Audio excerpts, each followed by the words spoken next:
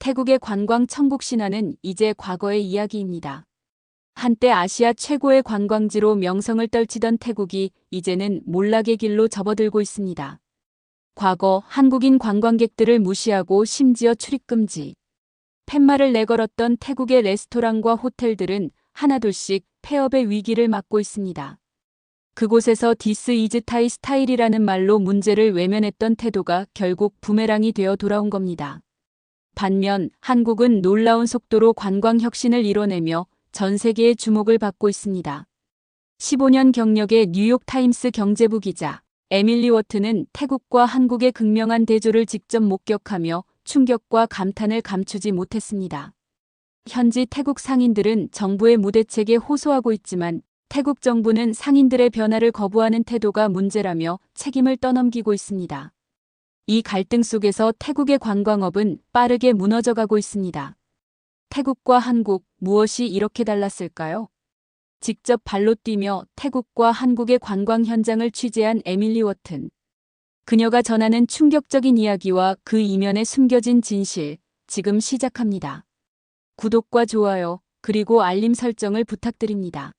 안녕하세요. 저는 에밀리 워튼 에밀리 WORTHON입니다.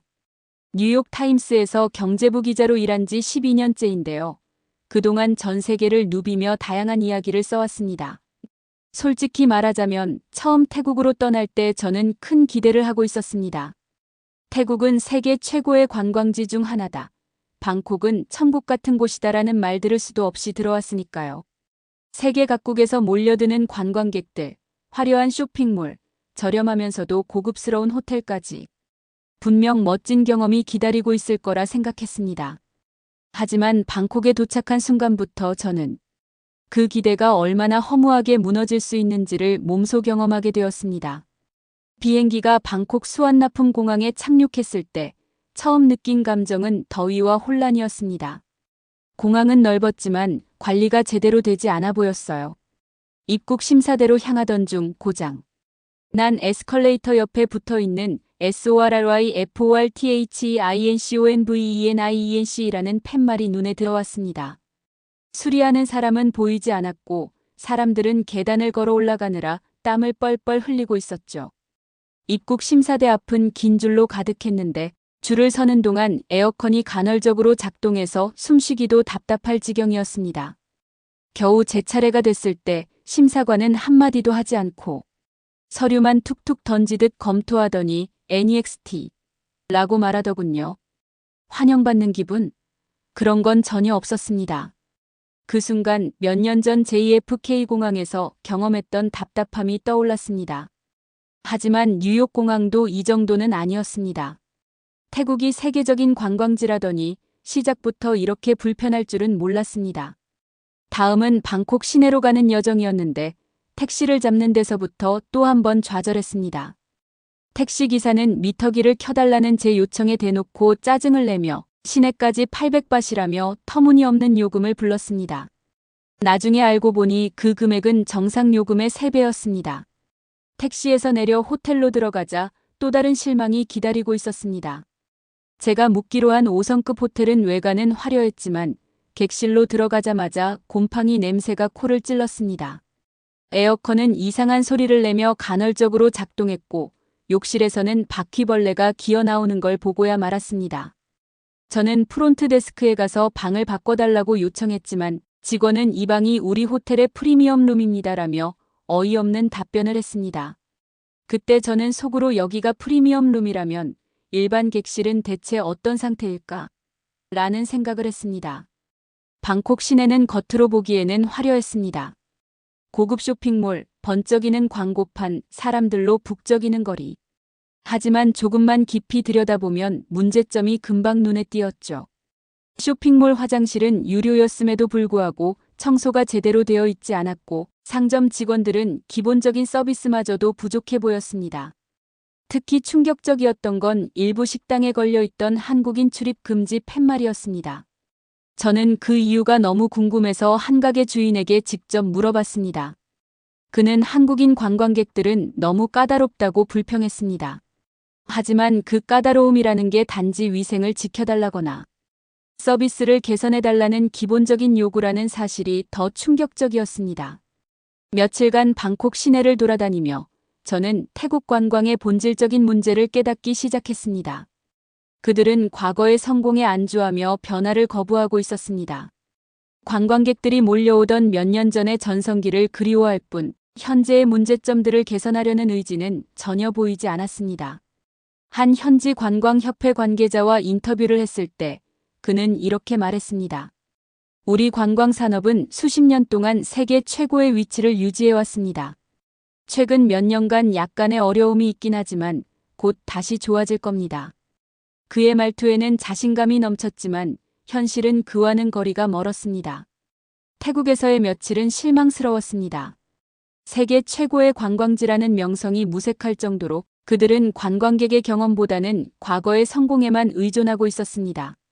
저는 다음 목적지인 한국으로 향하는 비행기를 기다리며 문득 이런 생각이 들었습니다. 한국은 과연 다를까? 아니면 또 다른 실망을 안겨줄까? 솔직히 기대보다는 의심이 더 컸습니다. 하지만 그건 제가 한국을 전혀 몰랐기 때문이었죠. 한국에서의 경험이 저를 완전히 바꿔놓을 거라는 건 그때는 전혀 알지 못했습니다. 태국에서의 실망을 뒤로하고 저는 인천국제공항에 도착했습니다. 솔직히 말하면 저는 여전히 한국에 대해 큰 기대를 하지 않았어요. 태국처럼 화려한 외관 뒤에 감춰진 불편함과 실망이 기다리고 있지 않을까 하는 생각도 들었죠.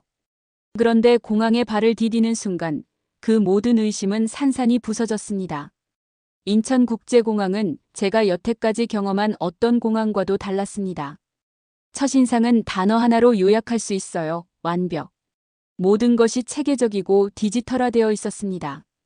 입국 심사대로 가는 길에는 전광판이 실시간 대기 시간을 보여주고 있었고 심지어 입국 심사대까지 걸리는 예상 시간도 표시되고 있었어요. 가장 인상 깊었던 건 입국 심사의 속도였습니다. 뉴욕 JFK나 방콕 수완나품 공항에서는 줄을 서는 데만 수십 분이 걸렸던 것과는 달리 인천공항에서는 대기 시간이 고작 1분도 채 되지 않았습니다. 심사관은 친절하게 미소를 지으며 이렇게 말했어요. 웰컴 투 코리아 미즈 워튼. 저는 그 말을 듣고 순간 멍하니 웃음을 지었습니다. 저를 환영해주는 이 따뜻한 태도는 태국에서의 무성의했던 경험과는 너무도 대조적이었거든요. 공항에서 서울 시내로 이동하기 위해 공항철도를 탔습니다. 이 열차는 그 자체로 하나의 작은 미래 도시 같았어요. 열차 내부에는 무료 WI-파이가 기본적으로 제공되고 있었고 실시간으로 도착 정보와 환승 안내까지 볼 수 있었습니다. 열차에서 한 자리 잡고 앉아 창밖을 바라보며 이런 생각이 들었습니다. 어떻게 이렇게 모든 것이 효율적일 수 있지? 뉴욕의 지하철과 비교하면 이 공항철도는 마치 다른 행성에서 온 기술처럼 느껴졌습니다. 저는 그 순간 이 경험을 기록으로 남기고 싶어졌어요. 그래서 아내에게 문자를 보냈습니다. 여기는 정말 대단해. 모든 게 디지털화되어 있고 사람들이 정말 친절해. 아내는 몇 분 뒤 답장을 보냈습니다. 당신이 이렇게 흥분한 걸 보니 한국이 정말 특별한가 보네요.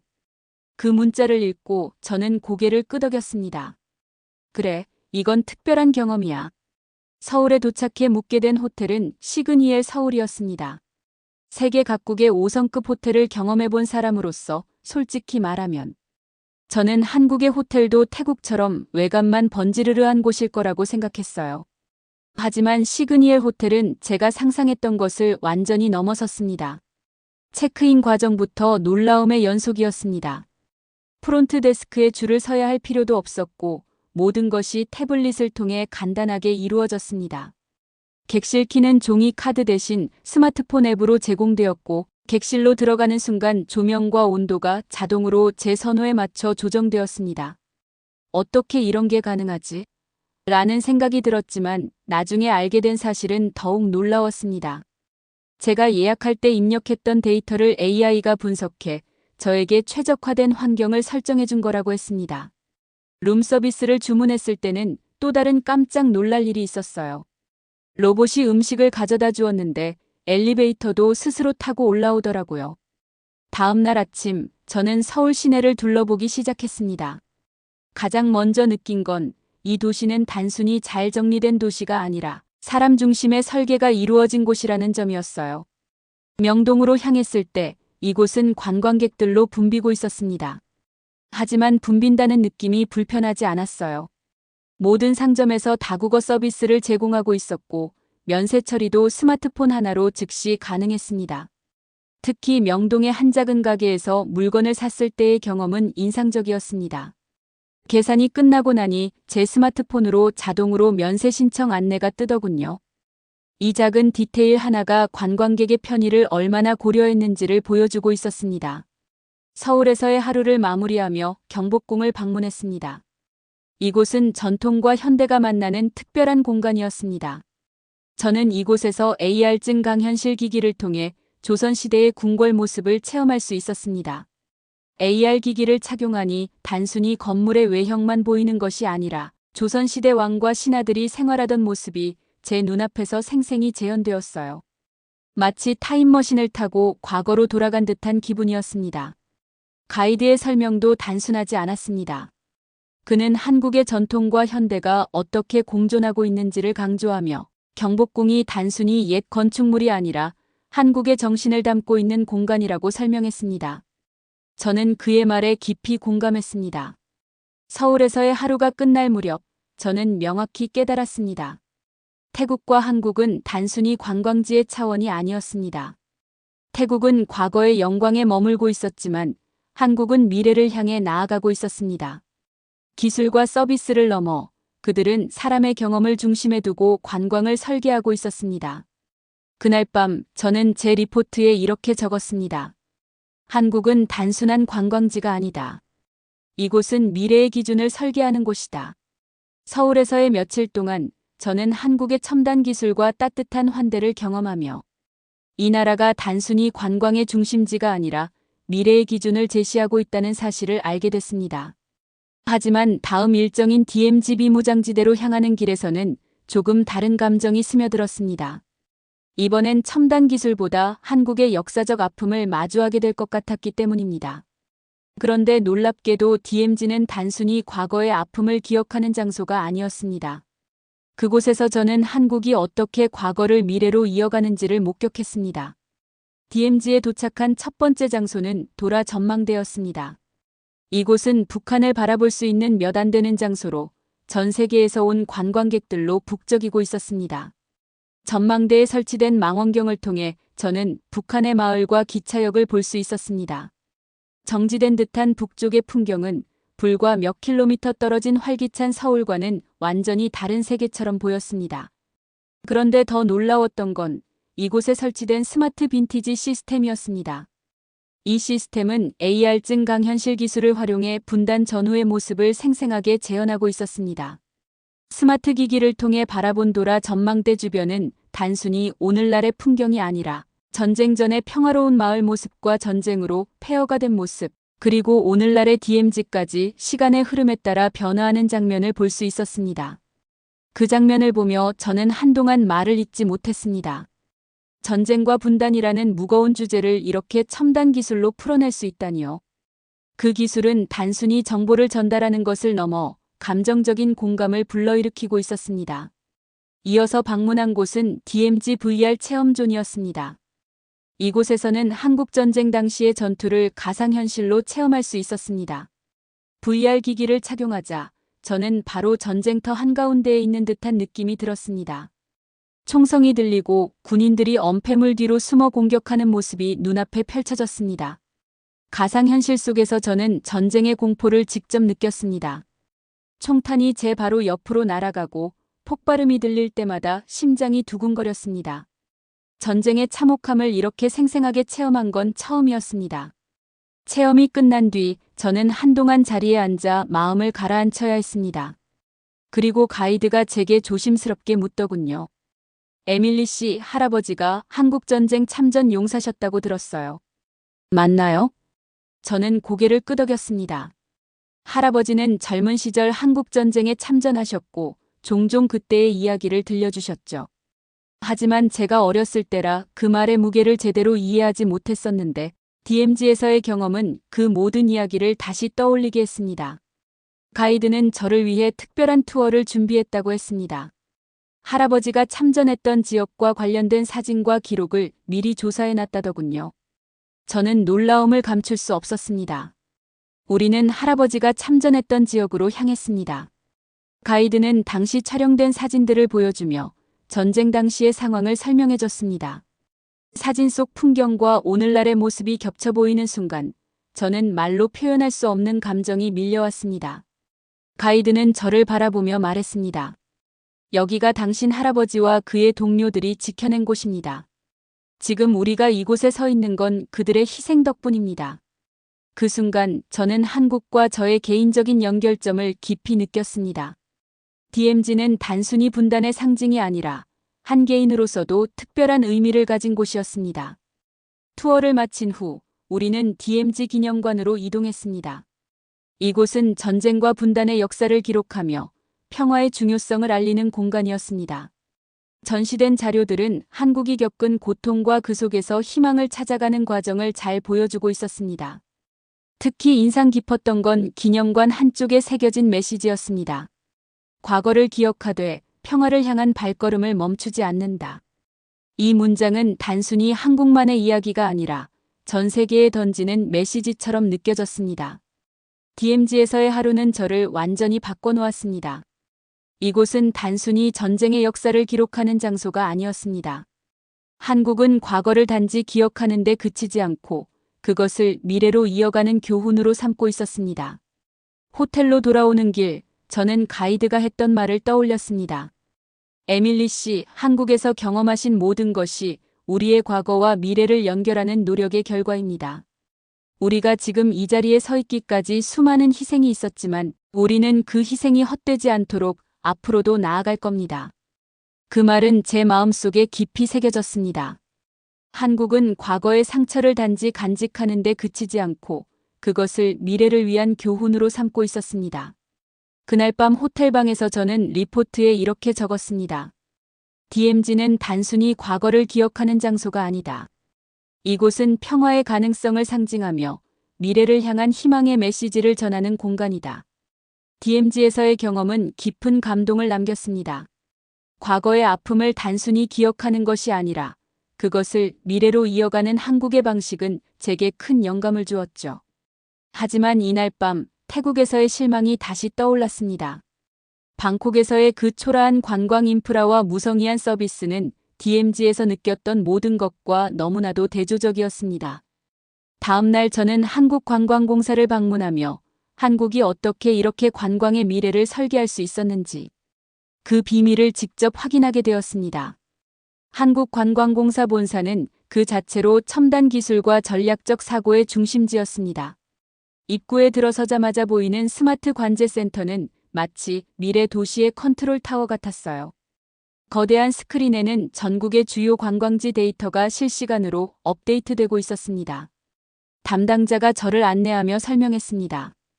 이곳에서는 관광객의 동선, 날씨, 교통 상황, 심지어 실시간 리뷰까지 분석합니다. 모든 데이터가 실시간으로 반영돼 관광객에게 최적의 경험을 제공하죠. 저는 방콕의 관광청이 떠올랐습니다.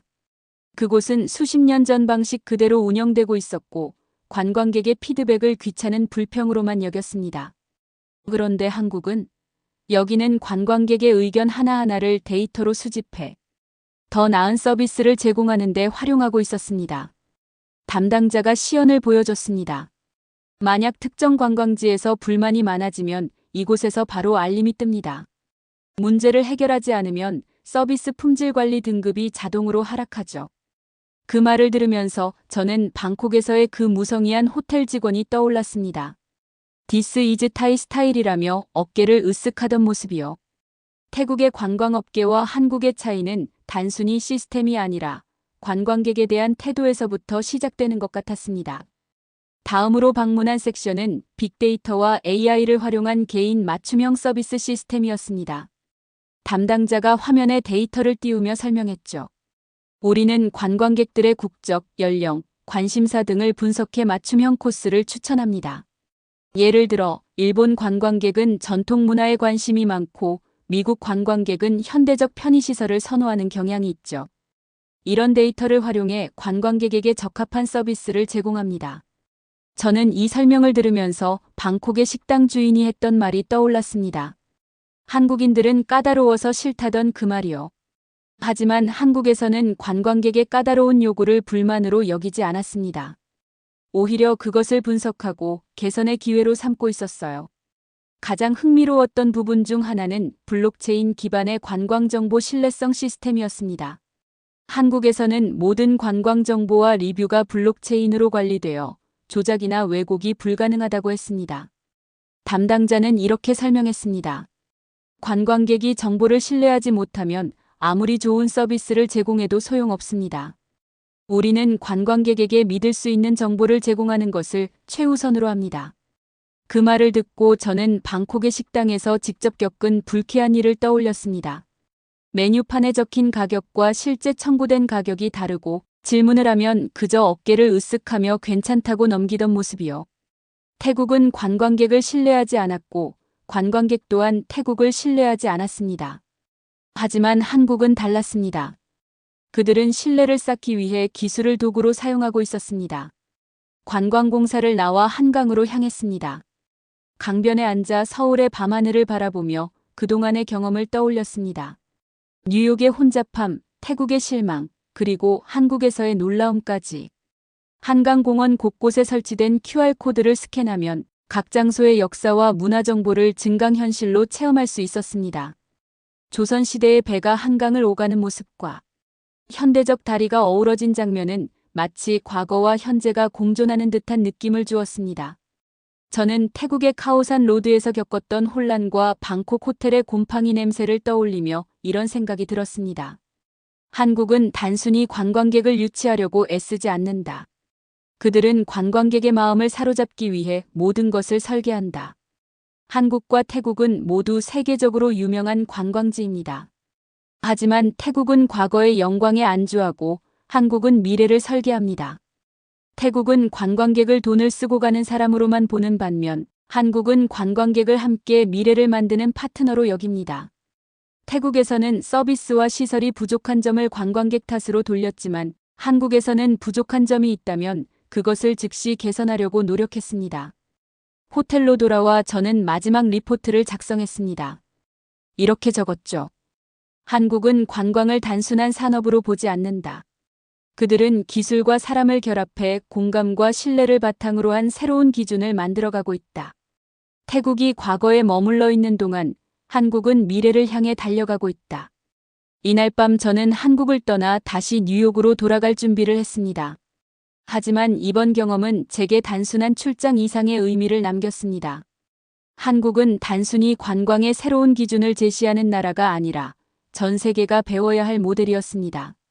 그리고 그 모든 걸 직접 보고 느낀 저는 앞으로도 이 이야기를 세상에 알릴 겁니다. 감사합니다. 저의 이야기가 재미있으셨다면 구독과 좋아요 부탁드립니다. 행복하세요.